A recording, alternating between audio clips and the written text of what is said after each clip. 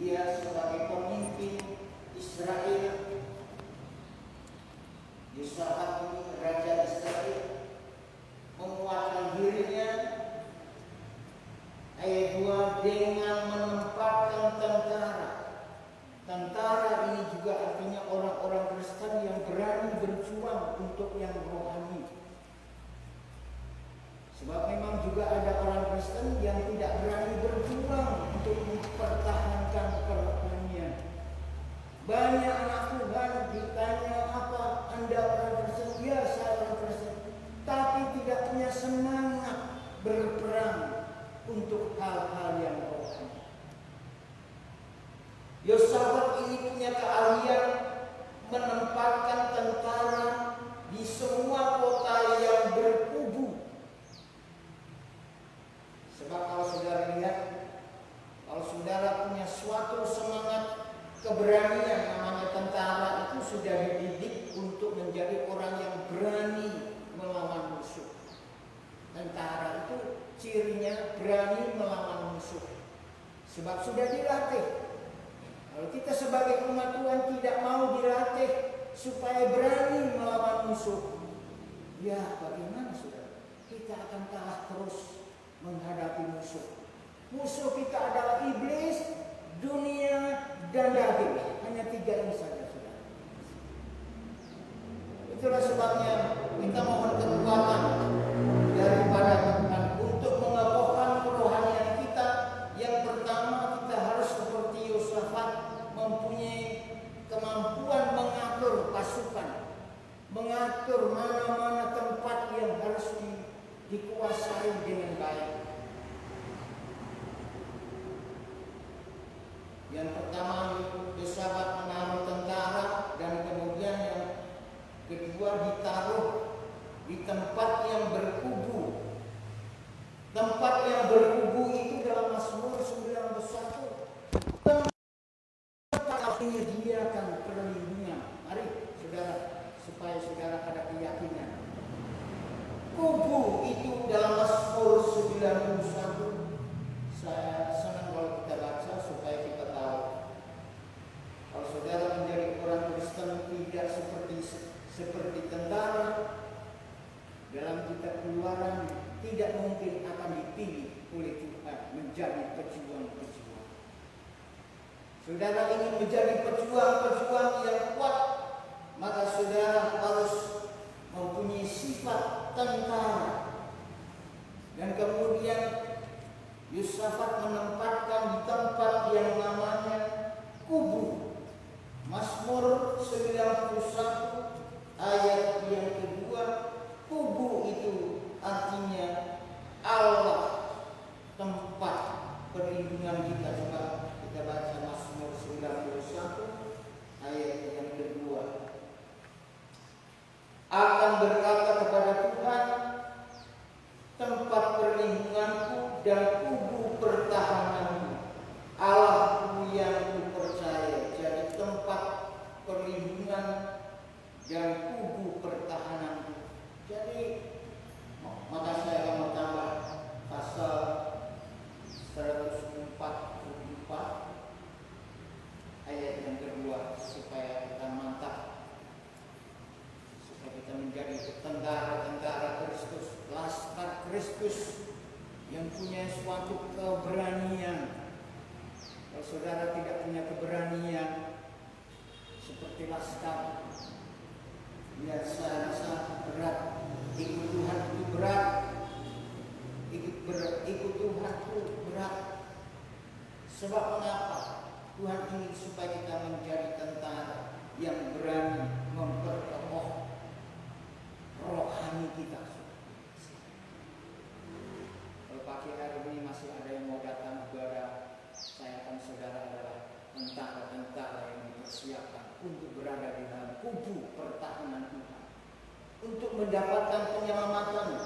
Mazmur 144 dikatakan ayat yang kedua, yang menjadi tempat perlindunganku, kata Daud, yang menjadi tempat perlindunganku dan kubu pertahananku, kota bentengku dan penyelamatku.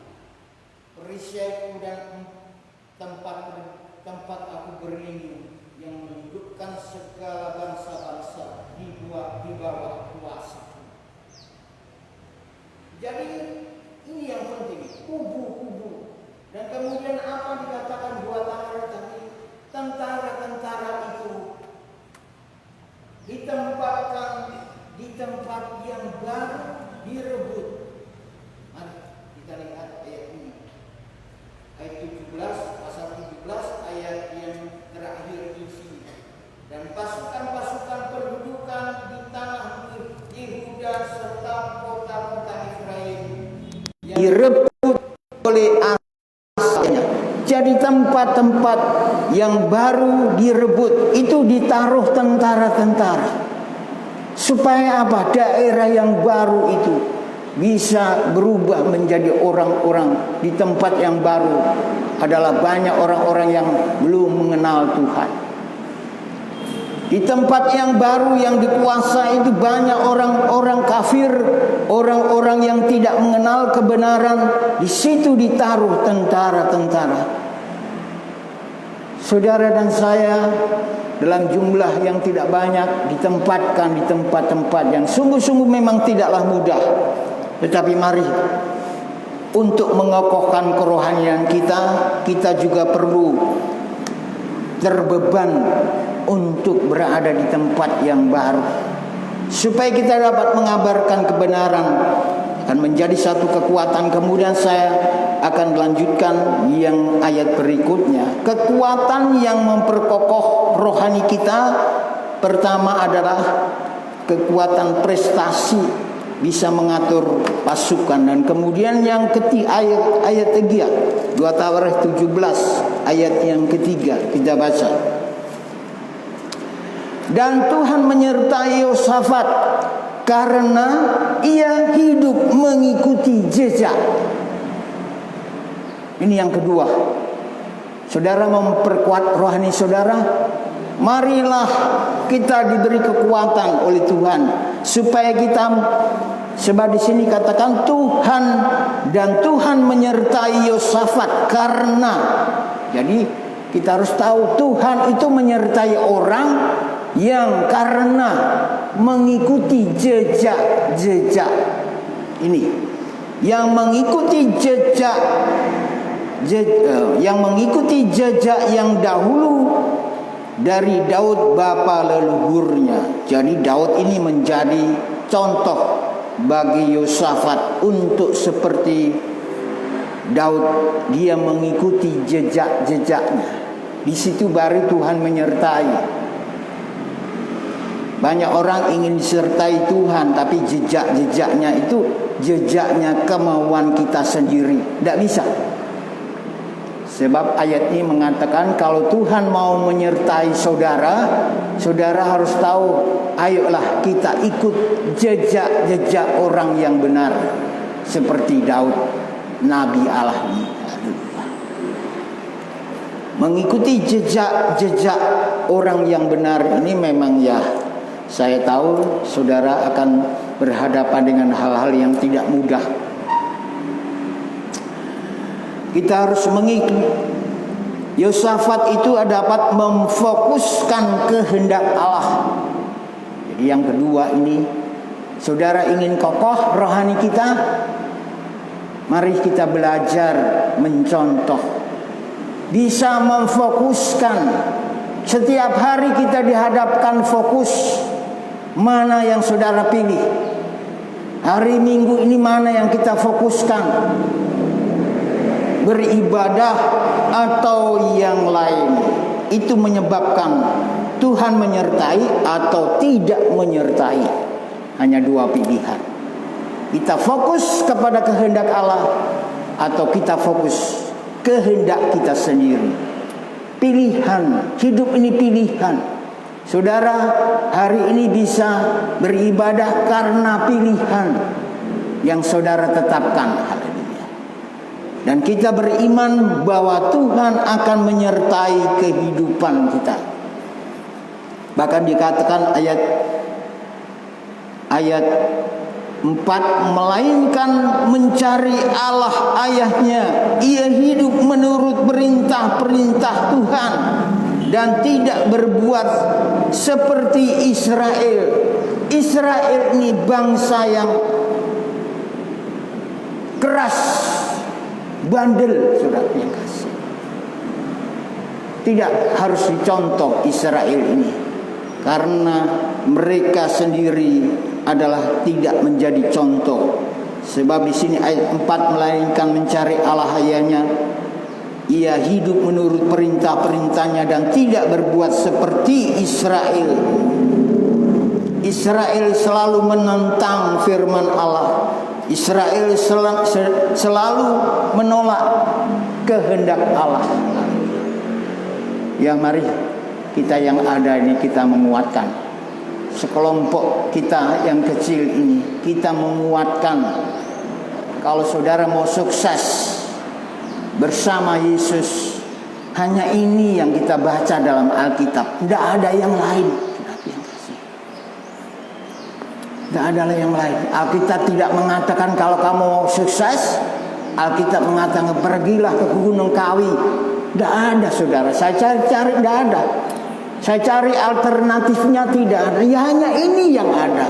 Mari kita bergumul sebagai umat Tuhan. Kita minta pertolongan Tuhan.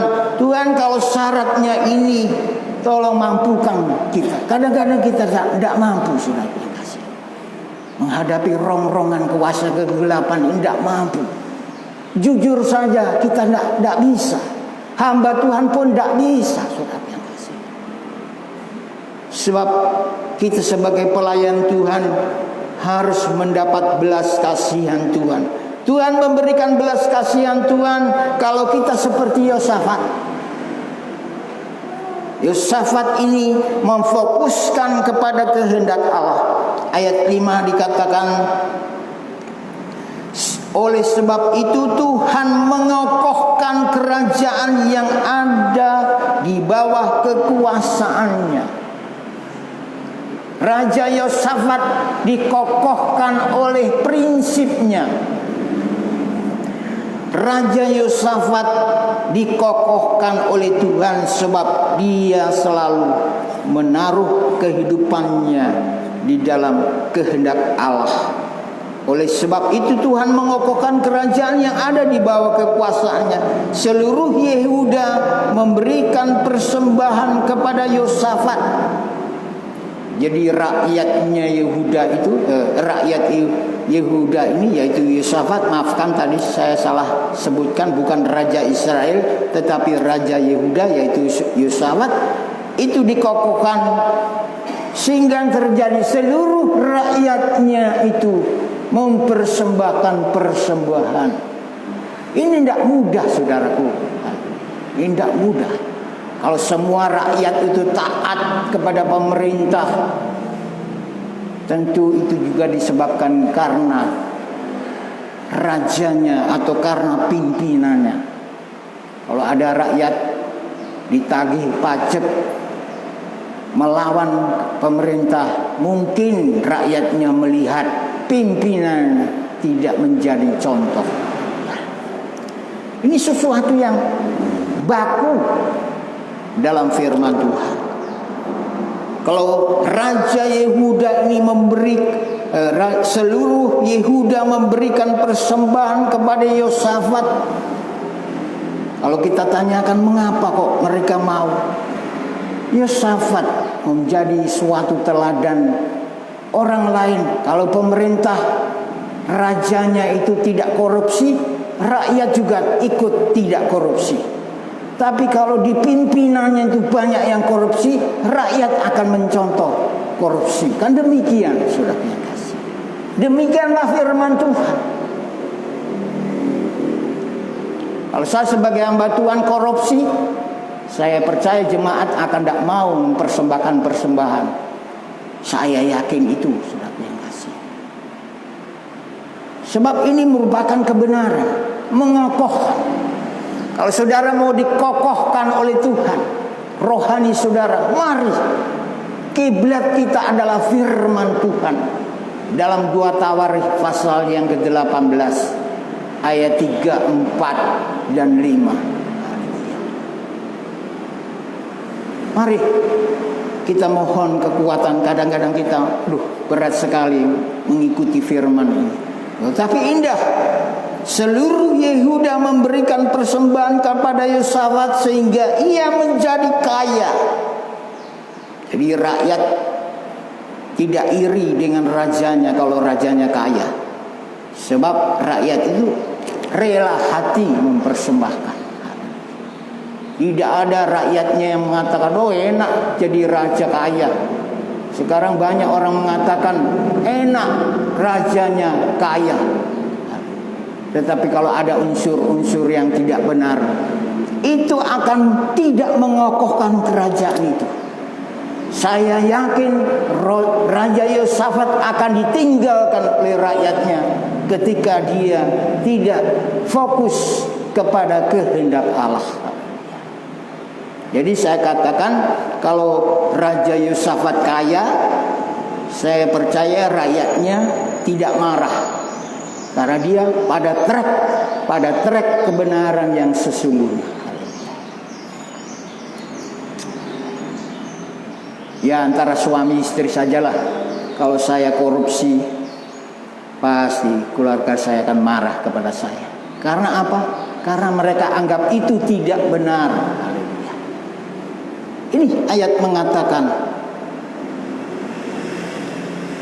Jadi ayat ini jelas pula ia menjauhkan dari Yehuda segala pengorbanan dan tiang berhala. Yosafat ini semakin kokoh kerajaannya karena apa? Dia tidak mau terpengaruh dengan penyembahan berhala. Saudara mau kokoh rohani saudara? Jauhi penyembahan berhala, kata ayat. Sehingga ia menjadi kaya dan sangat terhormat. Ayat 6. Dengan tabah hati ia hidup menurut jalan yang ditunjukkan Tuhan. Mengapa kalau saudara mengikut Tuhan itu kok susah? Ya tujuannya supaya saudara menguatkan hati. Tabah. Makanya banyak orang Kristen tidak suka mengikut Tuhan karena istilah tabah hati inilah yang masalah, saudara. Harus tabah hati. Kalau saudara diharapkan untuk beribadah tanpa tabah hati, itu berarti ajarannya itu ajaran yang mudah dan gampang. Tetapi kalau namanya istilah ibadah kepada Tuhan adalah ada tuntutan dari Tuhan, hendaklah kamu tabah hati. Ini sesuatu yang tidak enak, saudara yang kasih. Kadang-kadang kita tidak tabah. Kadang-kadang saya tidak tabah hati melihat situasi keadaan, situasi apapun. Saya menginginkan sesuatu dan tidak terwujud, itu pun membuat saya gelisah. Tapi Tuhan katakan tabah hati. Untuk mengokohkan kerohanian itu kita harus tabah hati. Yosafat juga meskipun sudah kaya raya, dia harus tabah hati. Kalau tidak tabah hati, Yosafat akan seperti Sulaiman mencari istri yang banyak untuk memuaskan nafsu daging. Ujian paling berat itu adalah kalau orang sudah diberkati, berbeda dengan orang yang belum diberkati. Kalau sudah diberkati, pasti ujian paling lebih berat. Sebab apa? Keinginan dagingnya bisa terpenuhi dengan kekayaannya itu. Mau beli apa bisa, mau tambah istri bisa, mau buah apa bisa. Lebih berat, saudara yang kasih. Kalau saudara diberkati Tuhan, harus kita tabah hati. Tabah hati untuk menghadapi apa? Keinginan kita lebih banyak. Saudara nanti ingin, kalau saya simpulkan seperti makanan, saudara akan ingin makan yang kalau bisa paling lezat. Karena memang dia mampu. sebab dia kaya raya. Itu sebabnya firman Tuhan ini memang mengajar hal-hal yang tidak enak, tetapi untuk supaya kita berlindung di kubu di mana ada penyelamat yang akan menyelamatkan kita dalam hidup ini. Haleluya. Dengan tabah hati ia hidup menurut jalan yang ditunjukkan Tuhan. Tabah hati menurut jalan yang ditunjukkan Tuhan dalam posisi diberkati dan sukses. Bukan hal yang mudah. Bukan hal yang mudah. Dalam Alkitab contoh-contoh banyak. Dalam suasana yang sangat terhormat, kalau dia tidak teguh hati, Yosafat bisa sombong dan meninggikan diri. Seperti Daud, pernah dia kecukupan, hartanya banyak, hidup mewah, terhormat. Ketika dia tidak tabah hati, maka sungguh-sungguh inilah yang berikut ayat 6. Mengokohkan rohani itu adalah harus tabah hati. Kalau saudara apalagi dalam kekurangan uang dan sebagainya, ini kalau tidak tabah hati saudaraku, sungguh dalam keadaan apapun tabah hati.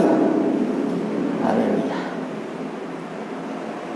Ini sesuatu yang penting untuk kita tabah hati. Tabah hati. Kalau orang itu tabah hati, akibatnya atau kelanjutannya dikatakan sehingga ia taat, hindari hal-hal yang salah, kata firman Tuhan. Tuhan pula ia menjauhkan dari Yehuda segala bukit pengorbanan tiang-tiang berhala. Ayat yang ke-7, pada tahun yang ketiga pemerintahnya yang mengutus beberapa pembesarnya, yakni Binhail, Obadya, Zakaria, Netanael, Mika, untuk mengajar di kota-kota. Ketika Yosafat itu tabah hati, dia dapat mengutus orang-orang penting. Sebab orang-orang yang diutus oleh Yosafat ini adalah orang-orang yang luar biasa. Ini imam-imam yang berkualitas, tentara yang berani. Kalau saudara punya iman, punya rohani berkualitas, saudara akan menjadi tentara-tentara yang berani melawan musuh. Tetapi kalau kerohanian kita tidak berkualitas, kita ini seringkali mudah takut dan sebagainya. Jadi akibat Yosafat itu tabah hati, ayat 7-8, dia mengutus orang-orang pilihan. Mereka diperintahkan untuk mengajarkan firman Allah di kota-kota yang penting. Ini ayat 7, ia mengutus. Bahkan ayat 8, bersama-sama mereka turut juga beberapa orang lain, yakni Semaya, Netanya, Sebaya, Asael,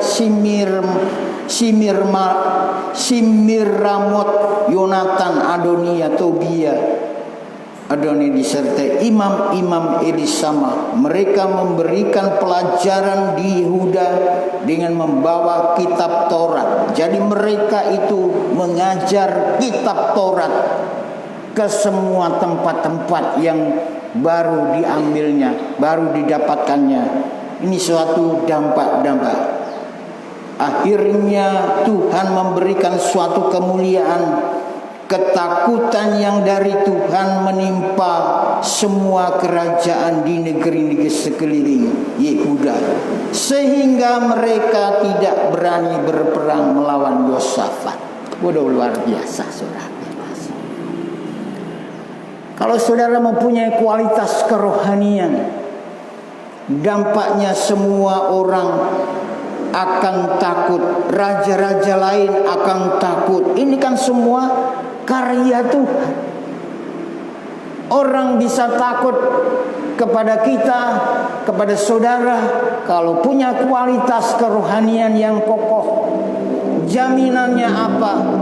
Kalau semua raja-raja takut kepada Yehuda, dengan kata lain alias aman, damai. Ketika aman dan damai, maka mereka bisa membangun negeri dengan baik. Ini dampak-dampak yang terjadi. Coba kita baca ayat selanjutnya.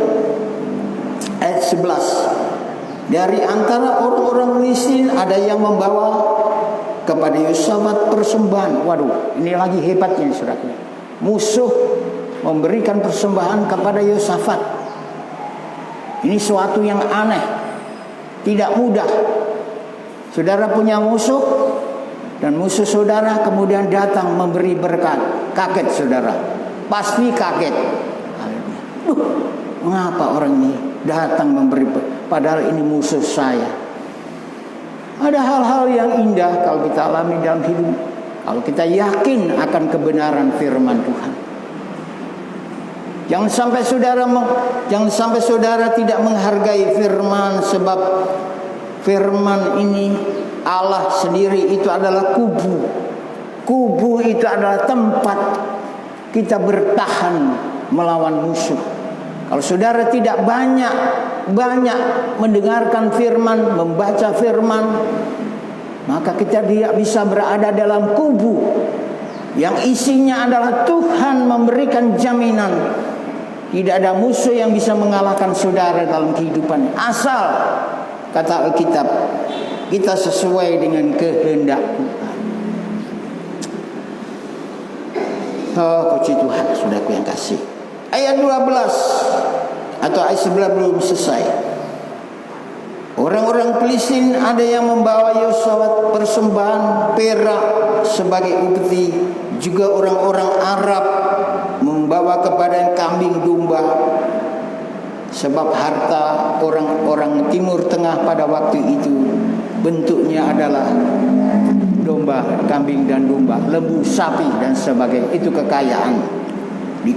Kekayaan mereka diberikan.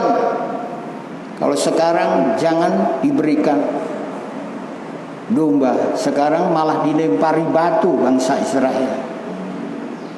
Pertanyaan mengapa? Kalau zaman dahulu kok ada Yosafat Raja Yehuda, didatangi berkat, diberi domba, perak dan sebagainya. Di zaman sekarang mereka dilempari dengan batu. Pertanyaannya mengapa hal itu terjadi? Ya, Israel harus memeriksa apakah dia sudah sesuai dengan firman Tuhan atau tidak. Saya yakin itulah kebenaran. Kalau Yosafat itu mengalami kemuliaan yang sampai di luar dugaan kita, bahkan orang Arab membawa kambing domba, ini kan suatu yang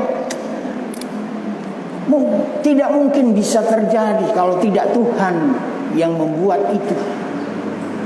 Mari di hari-hari ini kita bergumul dan berjuang, apapun yang menggoda kita, apapun yang mengganggu perasaan kita.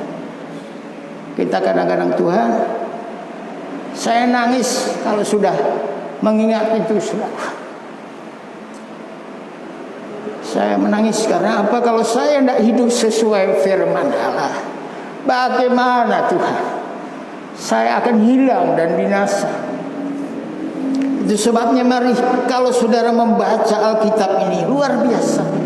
Ada hal-hal yang di luar pikiran kita. Mengapa ada orang Arab memberikan berkat? Saya yakin nanti akhir zaman juga orang-orang ini akan semakin datang kepada Tuhan. Kalau mereka tahu kebenaran yang sudah kita tahu siang hari. Firman Allah ini sesuatu yang luar biasa. Ayat 12, Yosafat makin lama makin kuat. Dari mana Yosafat? Dari hari makin kuat menjadi luar biasa kuat. Dikatakan ayat 12, bukan saja makin kuat, tetapi menjadi luar biasa kuat. Aduh, makin teguh.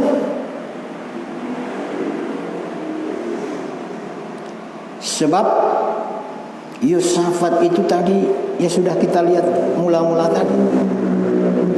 Di Yehuda ia membangun benteng-benteng dan kota perbekalan. Banyak berbekalan di kota-kota Yehuda. Ini luar biasa saudara. Saya mau tambahkan lagi sedikit pada ayat-ayat selanjutnya. Nanti kalau kita baca ayat 14 sampai 19, mengokohkan kerajaan Yosafat itu dengan apa yang berikutnya itu ayat 14 sampai 19. Raja Yosafat itu mengembangkan hal-hal positif secara meluas. Ayat 19 itu, mereka itulah yang bertugas pada raja selain daripada mereka yang ditempatkan raja dan di kota-kota yang lain berkubu di seluruh Yudea. Wah, sempurna sudah kelihatan. Kokohnya sempurna. Di tempat-tempat manapun orang berada di dalam kubu. Artinya mereka semua ada persekutuan yang indah dengan Tuhan. Tetapi saya akan menyampaikan apa negatifnya kalau kita mau menjaga kerohanian kita harus seperti apa yang dilakukan Yosafat. Tetapi di sini poin yang kedua saya mau sampaikan, di sini Yosafat itu adalah manusia yang kadang-kadang ada kelemahan. Kita semua ini manusia.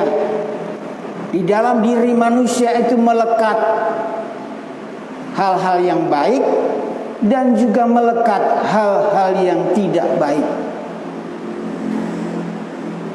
Ketika Raja Yosafat itu berhasil luar biasa dalam ayat 19 tadi yang terakhir, dia ini bertugas pada raja, selainnya itu rakyatnya itu ditempatkan raja di kota-kota yang berkubu, di tempat-tempat yang disebut di mana Allah ada, berhasil.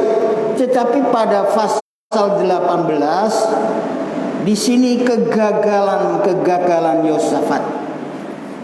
Lebih baik kita memeriksa untuk kuat itu apa, mengantisipasi supaya kita tidak lemah itu juga apa. Firman Tuhan siang hari ini, mari coba kita baca dalam 2 Tawarikh 18. Saya secara singkat saja ingin kelemahan-kelemahan yang harus kita perhatikan. Kalau saudara kuat, waspadalah, kata firman Tuhan dalam Korintus. Jikalau kamu merasa kuat, hati-hatilah. Karena apa? Kalau kita merasa kuat dan kita tidak hati-hati, pasti kita akan jatuh.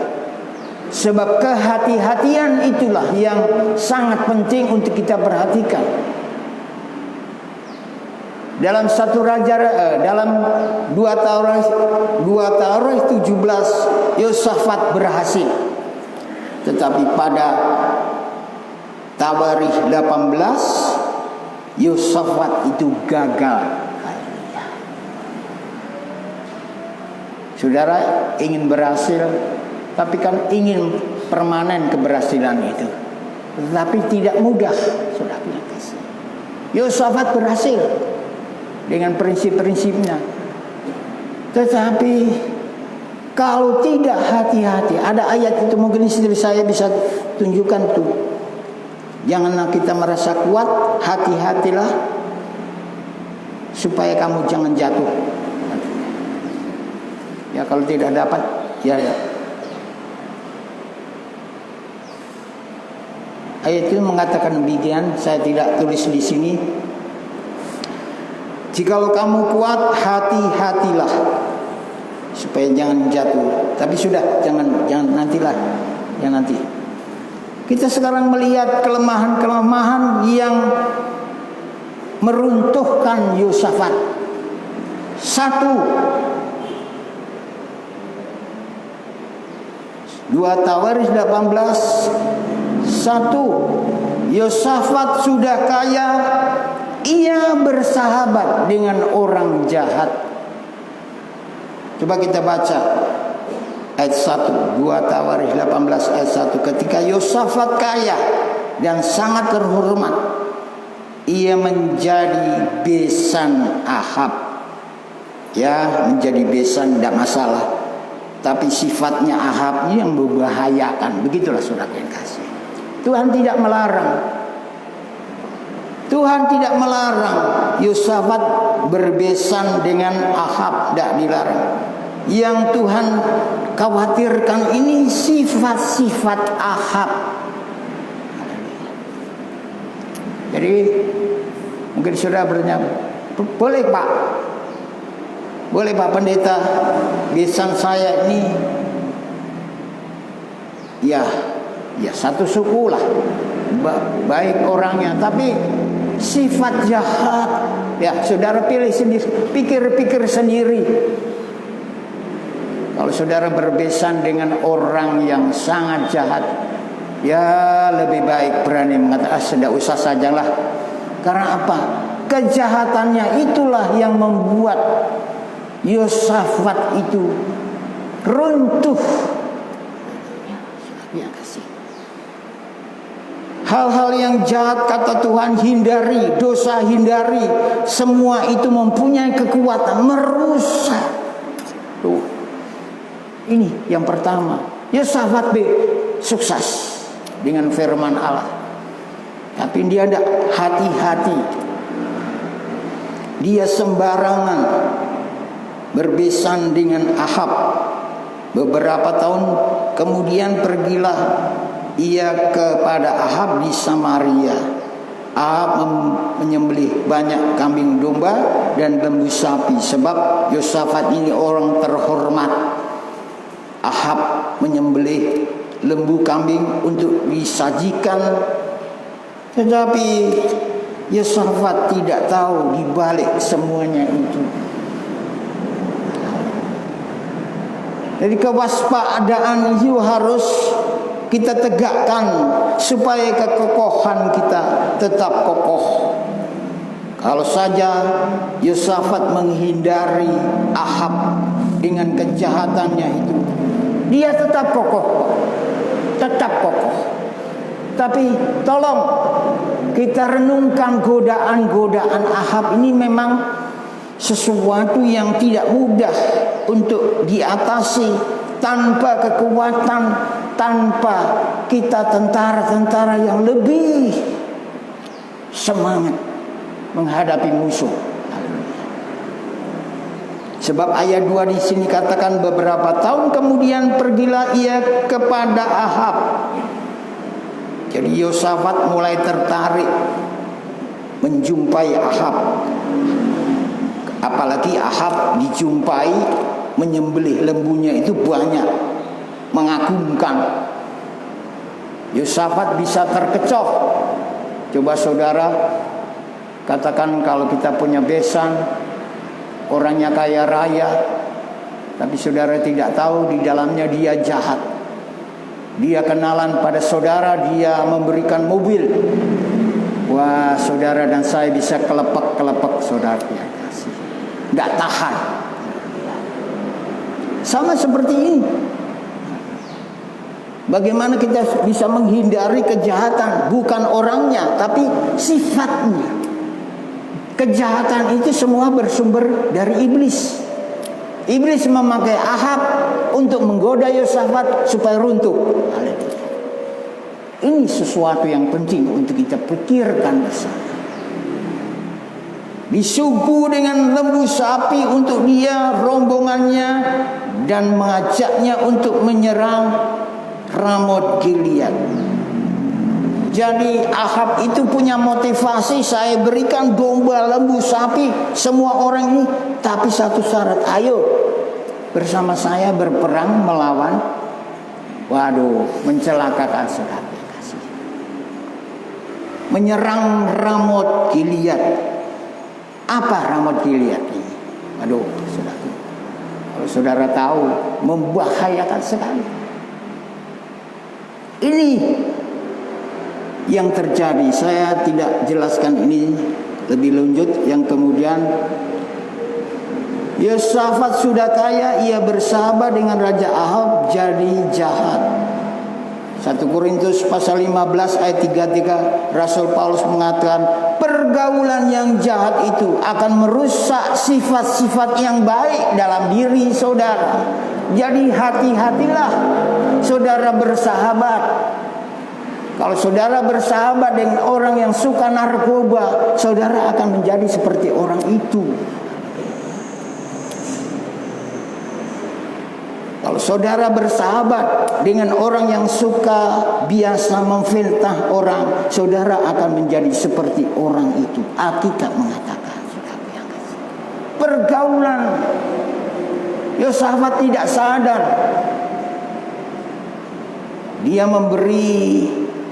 Ahab memberi lembu yang banyak dimasak dan sebagainya. Akhirnya Yosafat itu terbius, tersihir oleh niat jahat.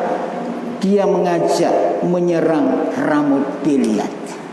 Bahkan ayat 3 berkatalah Ahab raja Israel kepada Yosafat, raja Yehuda, maukah engkau pergi ke Ramot Gilead? Jadi dia menawari suatu tawaran.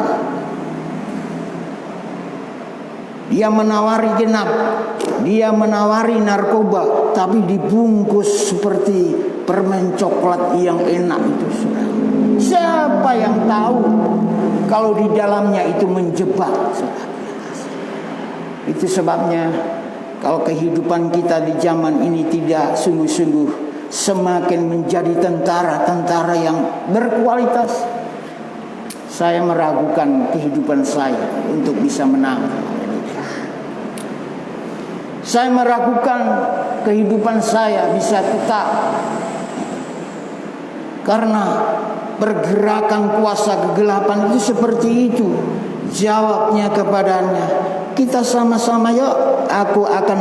Aku dan engkau, rakyatmu dan rakyatku, aku akan bersama-sama engkau di dalam perang. Aduh, saudara. Ini yang pertama, saudara. Hal yang kedua, ayat 16, coba kita baca. Lalu jawabnya,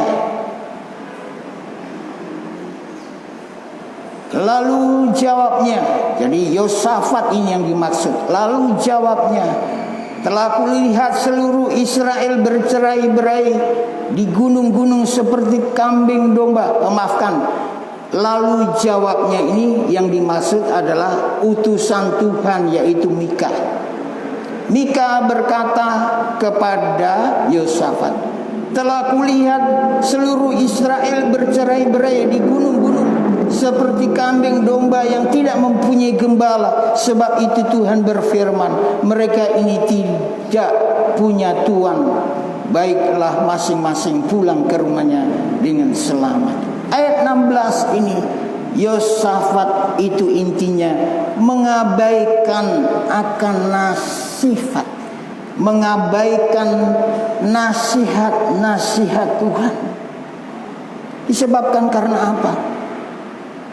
Firman Allah mengatakan, Tuhan itu mengirim roh yang palsu kepada nabi-nabi. Oh, bayangkan saudara yang kasih. Tuhan mengirimkan roh-roh yang jahat kepada Yosafat. Tuhan, sudah jangan lupa, Tuhan yang mengirim. Mengapa Tuhan mengirim? Ya karena Yosafat sudah lemah, tidak ada daya tahan.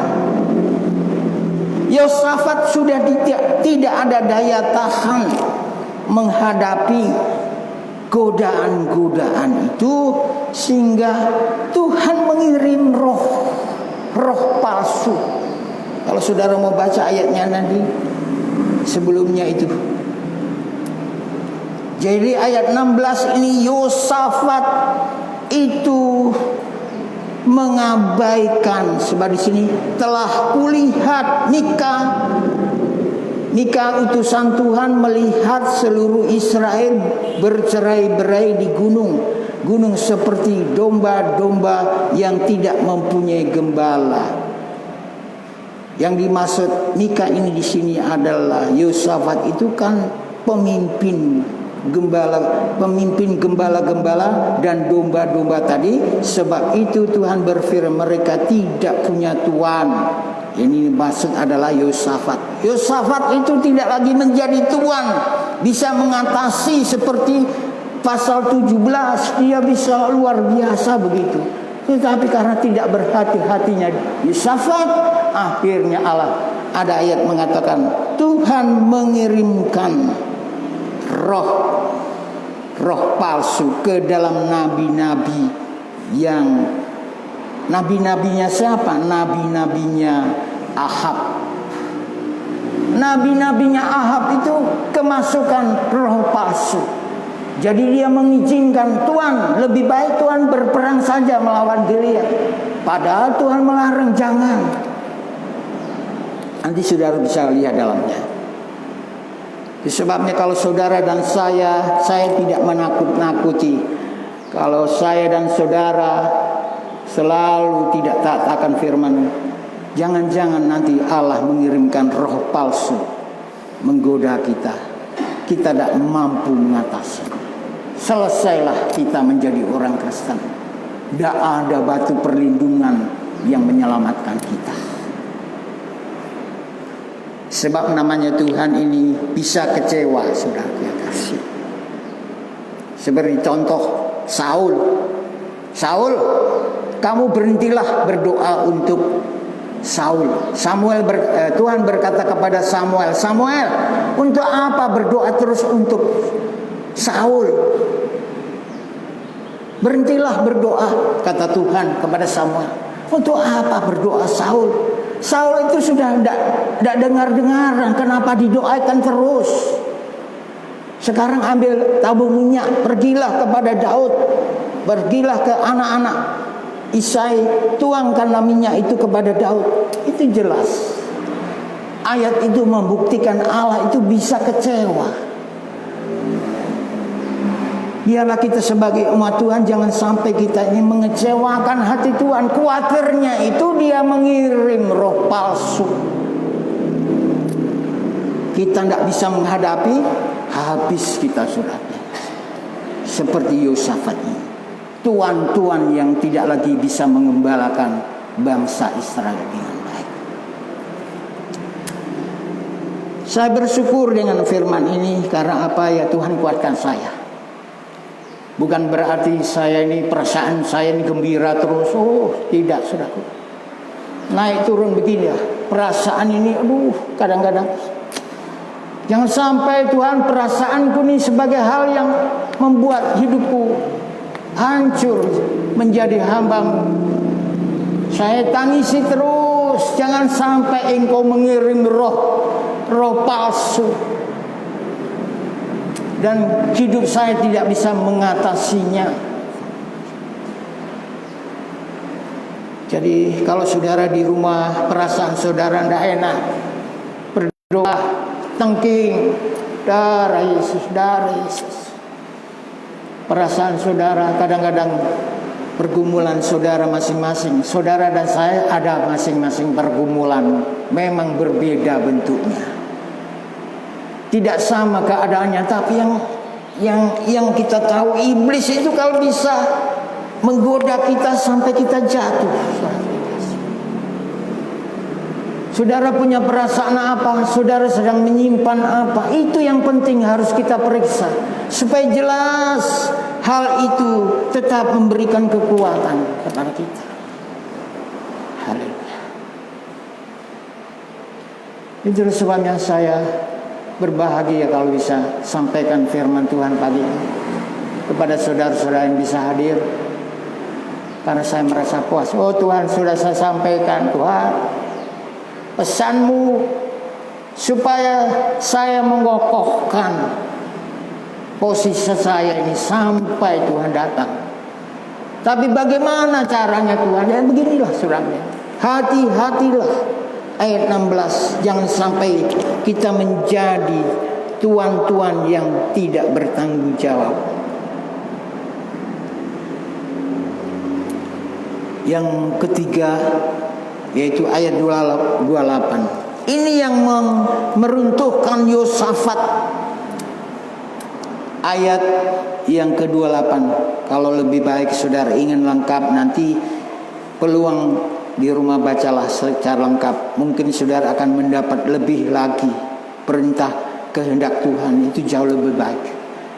Tapi saya baca cuplik-cuplik karena keterbatasan saya sebagai hamba Tuhan.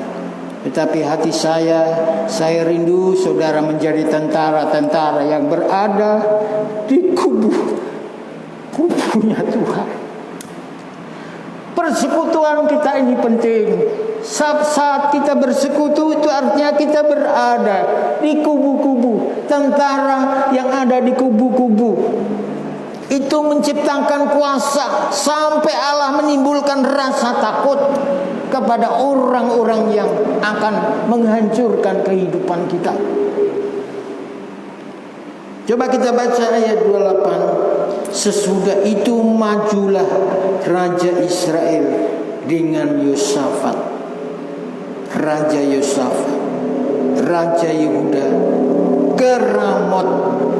Artinya Yosafat itu tidak lagi punya kasih yang sejati kepada Tuhan. Sebab apa? Sebab dia bersama-sama Ahab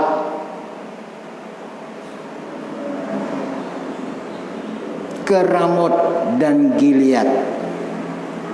Artinya kasih sejati bagi Allah ditunjukkan bukan hanya dengan meminta petunjuk, melainkan harus taat. Jadi Yosafat ini senengannya minta petunjuk, tapi sudah petunjuk diberikan, tidak mau dijalankan. Ini artinya kasih yang tidak sejati.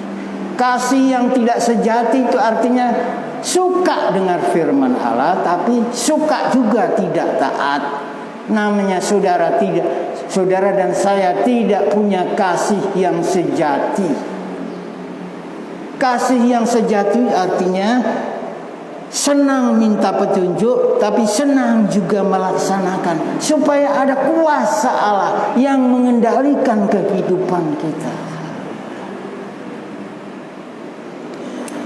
Seperti Matius pasal 20 sebagai ayat terakhir saja. Mari kita baca Matius. Seringkali kita suka membaca firman, tapi sering suka tidak taat. Apalah artinya itu? Artinya ialah kita tidak punya kasih yang sejati. Kalau kita punya kasih yang tidak sejati, bisakah kita menjadi mempelai Tuhan? Sedangkan Tuhan itu pemeriksa kasih.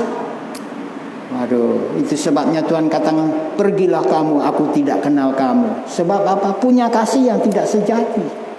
Tapi kalau saudara dan saya punya kasih yang sejati, mari Tuhan katakan kita masih di jauh sana, mari kekasihku, sebab dia tahu kekasihnya punya kasih yang sejati. Tapi coba kalau kita punya calon atau punya pacar, kasihnya tidak sejati, saudara malas memanggil-manggil, malas. Tapi kalau saudara tahu kekasih saudara punya kasih yang sejati, dia panggil-panggil, jauh dicari, tidak ada dicari. Karena apa? Karena kita merasa ada kasih yang sejati. Saya selalu cari, istriku mana? Istri, saya tanya anak saya, mama kemana? Saya rasa takut kehilangan dia. Haleluya. Kalau saudara seperti ini hubungan saudara dengan Tuhan, kalau kasih saudara dengan Tuhan itu sejati, dia panggil-panggil, sini kamu tinggal di baik, tinggal di tempat yang namanya tadi tuh, saya sampai lupa, kubu pertahanan.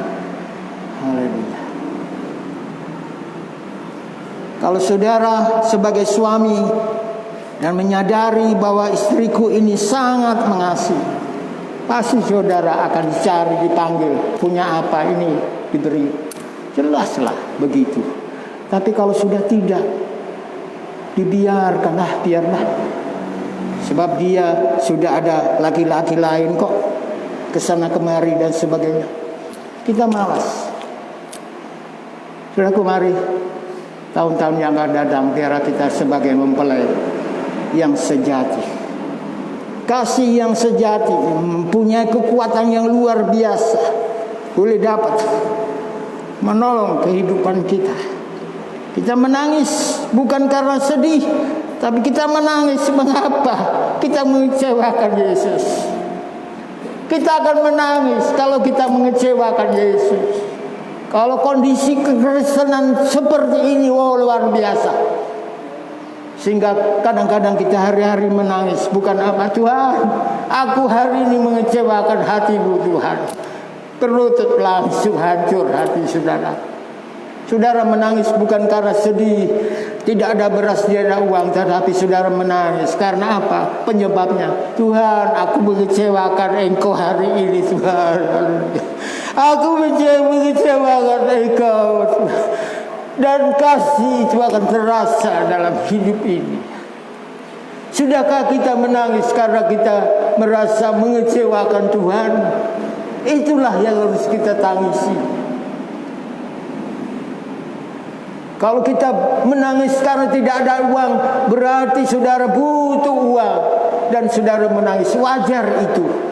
Tetapi kalau kita menangis, Tuhan, aku menangis karena aku merasa kecewa, mengecewakan hati-Mu. Dan kalau sudah posisi seperti itu, indah hidup di hadapan Tuhan. Sedikit-sedikit nangis, sedikit-sedikit. Iya, orang lain mengatakan biar, orang lain mengatakan engkau lemah, engkau ini gembeng, engkau ini gampang menangis. Biar tidak apa-apa, sebab aku menjaga hubungan dengan Allah yang mau menyelamatkan hidupku. Itu sebabnya kasih Tuhan tetap ada menolong saya dan saudara.